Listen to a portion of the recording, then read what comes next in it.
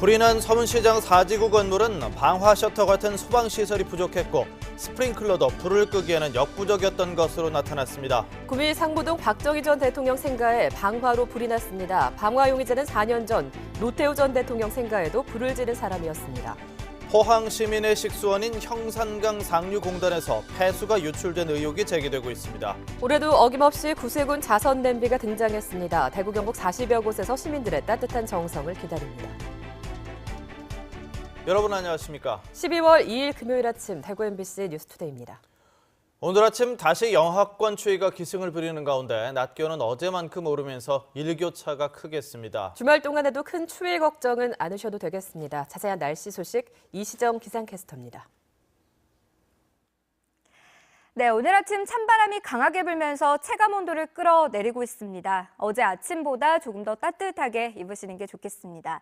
공기는 차갑지만 대신 하늘은 내내 맑겠습니다. 한낮에는 강한 햇볕이 기온을 끌어올리면서 활동하기 한결 더 수월하겠습니다. 또 주말인 내일도 대체로 맑은 가운데 낮 기온도 평년 기온을 조금 웃돌면서 큰 추위는 없겠습니다.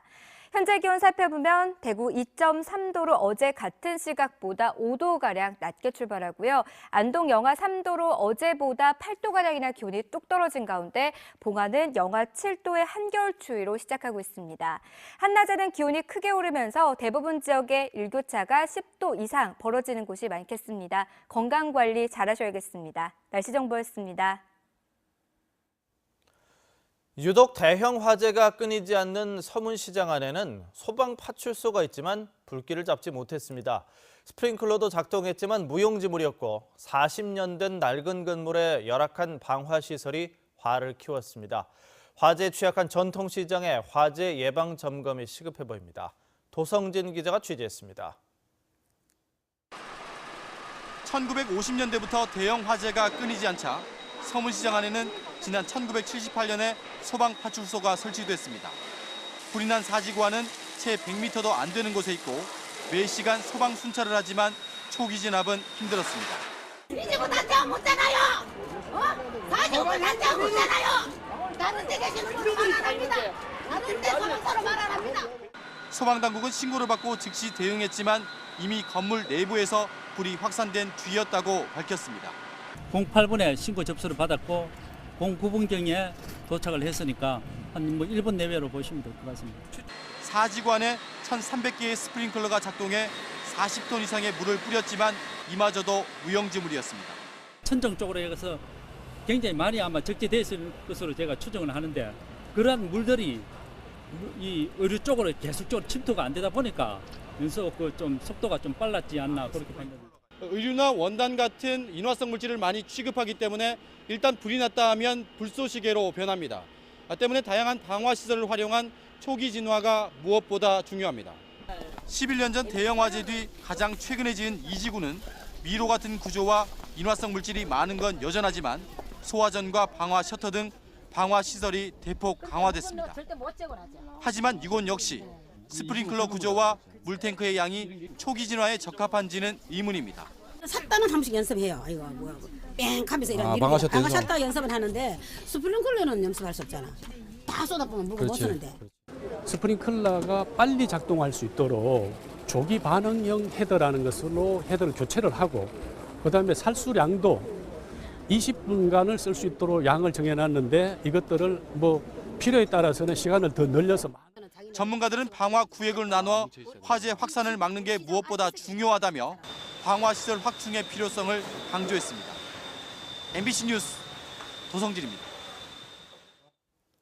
거대한 화재 탓에 삶의 터전을 잃어버린 상인들은 힘을 낼 마음도 함께 무너져 내렸습니다. 연말연시 특수를 앞둔 상인들의 피해가 막대하지만 다수가 보험에 가입돼 있지 않아서 피해를 보상받을 길도 다시 일상으로 돌아갈 길도 멀어만 보입니다. 김은혜 기자입니다. 마치 폭격이라도 맞은 듯 검게 타고 무너진 서문시장 4지구. 믿고 싶지 않은 광경 앞에서 상인들은 한숨과 눈물을 쏟아냈습니다.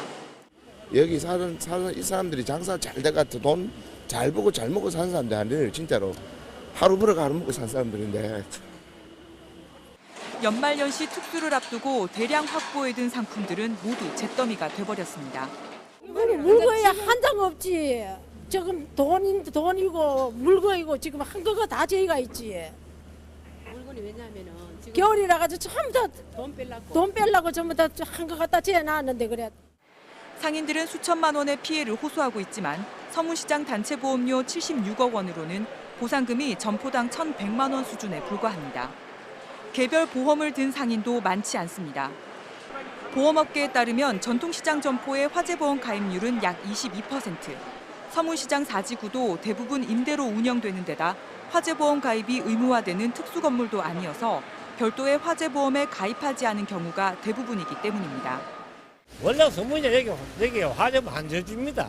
보험회사에서, 워낙 자체에서 참 서문시장 하면 워낙 큰 벌이 자주 나기 때문에. 상인들은 당장 생계를 꾸릴 수 있도록 빠른 시일 안에 대체 상가가 마련돼야 한다는 입장입니다.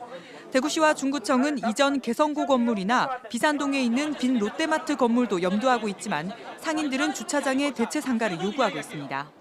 장사할 수 있는 곳 여기 주차장 자리 여기. 주차장 자리 여기가 제일 필요해 우리한테는. 지난 2005년 이지구 화재 때도 상인들이 주차장 건물을 대체 상가로 요구하며 특별 재난지역 지정을 요청했지만 모두 받아들여지지 않았고 일상으로 되돌아오기까지 7년여의 세월을 보냈습니다. 이를 모두 지켜봤던 상인들은 각종 대책들이 쏟아지고 있는 상황에도 마음을 놓지 못한 채 시름에 잠겨 있습니다. MBC 뉴스 김은혜입니다. 구미에 있는 박정희 전 대통령 생가가 방화로 불이 나서 추모관 내부가 전부 탔습니다. 방화 용의자는 현장에서 바로 잡혔는데 4년 전 노태우 전 대통령 생가에도 불을 지른 전력이 있었습니다. 한태영 기자입니다. 박정희 전 대통령 생가가 불에 타 연기가 피어오릅니다. 57제곱미터 크기 단층 건물인 추모관 안에 있던 박 전 대통령과 유경수 여사의 영정은 모두 불에 탔습니다. 추모관 옆 생가 초가 지붕도 일부 탔습니다. 누가 이 불이 약하더라고. 그래도 보니까 나와 보니까 불이 막 그냥 검은 연기가 올라오더라고요. 경북 구미의 박정희 전 대통령 생가에서 불이 난 건 어제 오후 3시 15분쯤. 10여 분 뒤 경찰은 현장에서 경기도 수원에 사는 48살 백모 씨를 방화 용의자로 붙잡았습니다. 경찰에 자신을 웹사이트 운영자로 밝힌 백 씨는 오전에 수원에서 신어 1리터를 플라스틱 물병에 담아왔다며 범행 사실을 인정했습니다. 신고인이 유서를 냈다고 지원해줘서 그런 거였어요.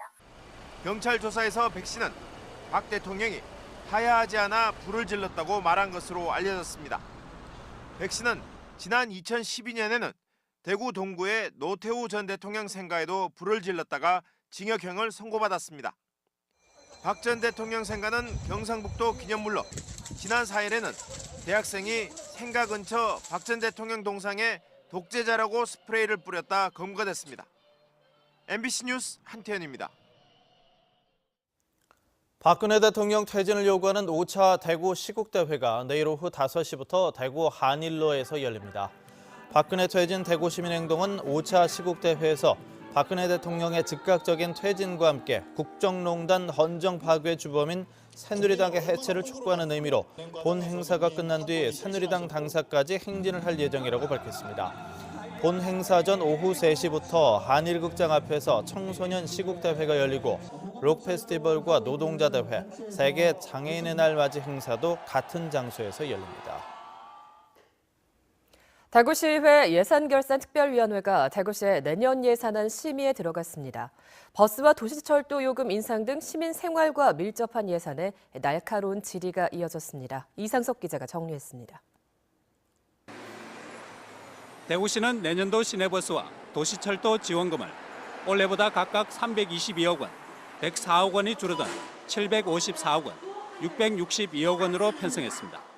버스 요금하고 도시철도 요금 인상안이 현재 진행이 되고 있는데 150원 인상을 가정을 해서 이렇게 그 인상분을 뺀 금액이라고 생각하시면 될 것 같습니다. 하지만 이 예산안은 교통개선심의위원회와 물가대책위원회가 인상 결정을 내리기 전에 작성됐습니다. 이 때문에 대구시가 요금 인상을 미리 결정하고 각종 위원회를 덜러리로 세운 게 아니냐는 비판이 제기됐습니다. 법적 절차에서 위원회는 다 거쳤다 해놓고 알고 보면 사전에 이미 다 작업은 다 해놔놓고 뭐 결정 다 해다시피 하면 이거는 위원회 무용지물인 가서 이런 위원회는 차라리 운영 안 하는 게 낫다고 보는데 부시장. 해마다 반복되는 행사나 축제 지원금은 늘리면서 복지 비용 지출은 줄였다는 질타도 쏟아졌습니다. 청년 인구의 유출을 막고 청년 일자리를 창조하겠다고 굉장히 중요한 사업으로 내걸고 있습니다. 그런데 청년 맞춤형 주택 공급 활성화 사업으로 128억을 전액 삭감을 했습니다. 후보지를 물색을 했습니다만은 이마저도 이제 구청에서의 반대, 또 인근 주민들의 반대 해서 또 무산이 되고. 대구시의회는 오는 7일까지 종합심사를 거친 뒤 8일 제3차 본회의를 열어 내년도 대구시 예산을 최종 의결할 예정입니다. MBC 뉴스 이상석입니다. 포항 시민의 식수원인 형산강 상류 공단에서 폐수가 유출된 의혹이 제기되고 있습니다. 공단 측은 폐수를 방류하지 않았다고 밝혔지만 정확한 원인 규명이 필요해 보입니다. 보도에 김철승 기자입니다. 포항 시민들의 식수 절반 정도를 취수하는 형산강. 상류 산업단지에서 폐수가 유출된다는 의혹이 제기돼 취재팀이 현장을 찾았습니다. 형산강과 연결되는 왕신천. 한쪽 물은 깨끗한 반면 공단에서 흘러드는 소하천은 붉게 물들어 있습니다. 산업단지 방향 상류 중간 지점에 이르자 수로에 거품이 짙고 두텁게 끼어 있습니다. 다시 더 올라가자 마침내 산업단지 저수조 아래에 이릅니다. 공단 저수조물이 나오는 구조물에는 철 성분이 덩어리를 이루고 있습니다. 환경단체는 공단 폐수를 의심합니다. 수년간 동원공장 내지는 열처리 공장에서 비정상적인 관로를 통해서 배출한 퇴적물 내지는 유해 성분이라고 생각합니다. 저수조 둑 중간 부분도 붉은색을 띠고 있고 둑 아래도 한쪽은 붉은색, 다른 쪽은 회색을 띠고 있습니다. 지난 2014년 완공된 산업단지 입주업체는 70여 개. 공단 측은 폐수를 자체 처리하지 않고 하수 처리장으로 바로 보내기 때문에 폐수가 유출될 수 없다고 밝혔습니다. 저희들은 오폐수가 전혀 발생되지 않고 있습니다. 지형적인 영향으로 철 성분 때문에 뻘건 부분이 많은데 그 부분은 언제든지 합동 조사를 하더라도 저희들은 응할 자세가 되어 있습니다. 유황과 철 성분이 많은 지질 특성이 원인이라지만 주민들은 공단 조성 전에는 이런 일이 없었다고 증언합니다. 산업단지 생길 때는 안 그랬는데요. 깨끗하고요 했는데요. 저 산업단지 생기고부터 누드무량 우리 한 물이 그래 내려오더라고요. 경주시는 물을 떠 성분과 원인 분석에 나서기로 했습니다. 형산강 상류의 오염 의혹, 정확한 원인 규명과 대책이 시급합니다. MBC 뉴스 김철승입니다. 버려지는 나무 부산물로 만든 목재 펠릿, 가격도 저렴한 친환경 에너지지만 최근 유가 하락으로 소비량이 급감하고 있습니다. 정부나 지자체 차원의 지원책이 확대돼야 할 것으로 보입니다. 보도에 장성훈 기자입니다. 목재 펠릿 보일러를 6년째 사용 중인 가정집입니다. 기름 보일러에 비해 난방비를 평균 50%가량 절감할 수 있어 만족도가 아주 높습니다. 기름보다는 사기치고 하루 종일 난방을 고정적으로 시킬 때 이 펠렛이 좀 유리한 점이 있죠. 목재 펠릿을 쓰는 난로 역시 저렴한 연료비에다 냄새가 없고 간편해 인기입니다. 일단 깨끗합니다. 깨끗하고 또 뭐 다른 뭐 연탄이나 뭐 기름보다는 비용 면에서는 그래도 어느 정도 뭐 만족을 하고 있는데. 하지만 최근 유가 하락세와 맞물려 상대적으로 가격 경쟁력이 낮아진 목재 펠릿 시장이 얼어붙고 있습니다. 포항 목재 펠릿 공장의 생산량은 가동 첫 해인 2011년부터 2014년까지는 꾸준히 늘었지만 지난해부터 감소세로 돌아섰고 올해는 가격까지 인하했지만 절반 이하로 급감했습니다. 공장의 연간 생산 능력 12,000여 톤에 비하면 5분의 1 수준에 불과합니다. 이렇다 보니 정부나 지자체가 목재 펠릿 소비 촉진을 위해 지원책을 확대해야 한다는 목소리가 커지고 있습니다. 현재 목재 펠릿 보일러는 설치 비용의 70%를 정부가 지원하고 있는데 목재 펠릿 난로도 설치 비용을 지원하자는 겁니다. 또 안동시처럼 목재 펠릿 구입 비용의 일부라도 지자체가 지원하는 방안도 거론되고 있습니다. 보일러 이외에 난로에 구매하는 거에서 국가나 지자체가 일부 지원금을 주거나 연료를 구매하는데 일부 지원금을 주는 것이 가장 현실적인 방안이라고 생각이 됩니다. 포항 공장에서 만드는 목재 펠릿은 거의 대부분이 재선충병에 걸려 죽거나 잘라낸 소나무를 재활용해 일석이조인 만큼 소비 확대를 위한 민관 모두의 노력이 필요해 보입니다. MBC 뉴스 장성훈입니다. 어려운 이웃의 온정의 손길이 절실한 매서운 겨울 추위가 다가오고 있는데요. 올해도 어김없이 구세군 자선 냄비가 등장해 사랑의 종소리가 울리고 있습니다. 권윤수 기자가 보도합니다.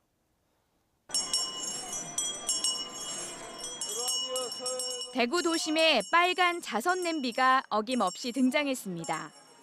두툼한 외투를 입고 거리를 걸어가던 시민들은 잠시 발걸음을 멈추고 따뜻한 사랑을 전합니다. 아무래도 좀 시절도 좀 그런 데다가 날씨도 춥고 하니까는 좀 더 많이 도와드리면 좋은데 그렇지 못하고 좀 작은 성이라도 표시하고 싶어서. 구세군 대구 경북 지역본부는 어제 동성로에서 자선 냄비 시종식을 열었습니다. 이달 말까지 전국적으로는 75억 8천만 원, 대구 경북에서는 3억 2천만 원을 목표로 40여 곳에서 5천여 명의 구세 군인들과 자원봉사자들이 모금에 나섭니다. 아무리 시국적으로 바쁘고 어수선해도 누군가는 계속해서 어려운 이웃을 위해서 사랑의 종을 울려야 되지 않는가 하는 생각을 하게 됩니다. 지난 한 해 구세군에 모인 자선 냄비 성금은 100여억 원으로 전액이 어려운 이웃을 위해 사용됐습니다. 구세군 자선 냄비는 어떤 특정 사업에 집중되지 않고 사회에서 보다 더 어려운 곳에 골고루 지원됩니다. MBC 뉴스 권윤수입니다. 요즘 지역마다 인문학적인 자산을 통해 삶의 가치를 깨닫고 인문 공동체를 만드는 인문도시 사업이 추진되고 있는데요. 때마침 수능을 마친 여고생들이 여성 독립운동가의 발자취를 탐방하면서 이 시대 여성의 역할을 고민하는 시간을 가졌습니다. 조동진 기자가 보도합니다. 수능을 마치고 사회에 첫 발을 내딛는 고3 여고생 40여 명이 여성 독립운동가들의 흔적을 찾아 나섰습니다. 3.1 운동에 참가하면서 일제히 모진 고문으로 두 눈이 실명한 안동 출신 김락 여사의 생애를 들으며 수기남을 감추지 못하고 있습니다. 조국 독립을 위해 무명지를 자르고 중국 만주 일대에서 독립군의 어머니로 불렸던 영양 출신 남자인 지사의 생가를 둘러보며 이 시대 여성의 역할과 과제를 고민해 봅니다. 두 분에 대한 독립의지에 대한 정신을 배우게 되면서 저 자신을 성찰하는 계기를 느꼈을 뿐만 아니라 우리나라 정치에 대한 부끄러움도 느꼈습니다. 오늘 배운 내용들 잘 기억하면서 앞으로 나라의 보탬이 되는 사람이 되고 싶다는 생각을 했습니다. 학생들은 영양군 석부면 두들마을에서 여중군자 장계영의 삶을 돌아보고 그녀가 남긴 음식 뒷방, 음식 만들기도 체험했습니다. 여성, 시대에 응답하라라는 주제로 열린 이번 탐방은 인문도시 사업의 3차 인문광제로 진행됐습니다. 지난해부터 시작된 인문도시 사업은 지역의 역사와 문학, 철학, 종교, 예술 등 인문 자산을 통해 인간적인 삶의 가치를 찾고 공동체를 형성하기 위해 다양한 형태로 추진되고 있습니다. 나라를 잃었던 시기에 여성들의 뜻과 역할에 대해서 한번 심도 있게 조명해보고 나아가서는 이들의 에너지를 통해서 우리 여성들이 어떤 미래를 열어가는데 보탬이 될까라는. 물질 만능의 산업화 시대에 인문학의 정신은 인간성 회복과 성숙한 삶을 지향하는 목마름으로 더욱 깊게 다가오고 있습니다. MBC 뉴스 조동진입니다. 대한법률구조공단 대구지부가 서문시장 화재 사고 피해자 법률 지원단을 운영합니다. 대한법률구조공단은 수성구 범어동 대구지부 사무실에 변호사 2명과 직원 2명으로 법률 지원단을 구성해 서문시장 화재 사고 피해자를 지원합니다. 법률구조공단은 경제적으로 힘들거나 법을 잘 몰라 어려워하는 상인들이 정당한 권리를 보호받을 수 있도록 돕겠다고 밝혔습니다. 경상북도는 소방장비의 노후율을 낮추려고 노력한 결과 공기호흡기와 방화복 등의 노후율 0%를 달성했다고 밝혔습니다. 또 소방 차량은 지난해 초 노후율이 18%였지만 이후 200여 대를 보강해서 지금은 4%대로 낮아졌다고 설명했습니다. 이 밖에도 고가 굴절차와 고가 사다리차를 12대 보강했고 원전 관할지인 울진 소방서에는 무인방수차를 배치했다고 덧붙였습니다. 동북지방통계청에 따르면 지난달 대구 지역 소비자 물가는 전달보다 0.2% 내렸지만 지난해 같은 달보다는 1.6% 올랐습니다. 이는 전기와 수도, 가스 요금은 지난해보다 6.6% 내렸지만 신선식품의 물가가 지난해보다 21%나 상승했기 때문입니다. 지난달 경북의 소비자 물가도 역시 전달보다 0.1% 내렸지만 지난해 같은 달보다는 1.2% 올랐습니다. 제27회 공인중개사 자격시험에서 대구에서는 역대 최다 인원인 1,526명이 합격했습니다. 대구시에 따르면 이번 공인중개사 자격시험에 전국 11만 2천여 명이 응시한 가운데 2만 2천여 명이 합격해서 19.9%의 합격률을 보였습니다. 대구에서는 6,900여 명이 응시, 1,500여 명이 합격해 22.1%의 합격률을 기록했습니다. 한편 합격자는 내일까지 국가자격시험 홈페이지를 통해 자격증을 신청하거나 7일 이후 시청별관 토지정보과에 직접 방문해 수령할 수 있습니다. 2016 국제건강포럼 및 박람회가 오늘부터 사흘 동안 대구 엑스코에서 열립니다. 이번 박람회에는 건강과 뷰티 관련 국내외 90여 개 기업이 130여 개 부스를 마련해놓고 다양한 제품과 신기술을 선보일 예정입니다.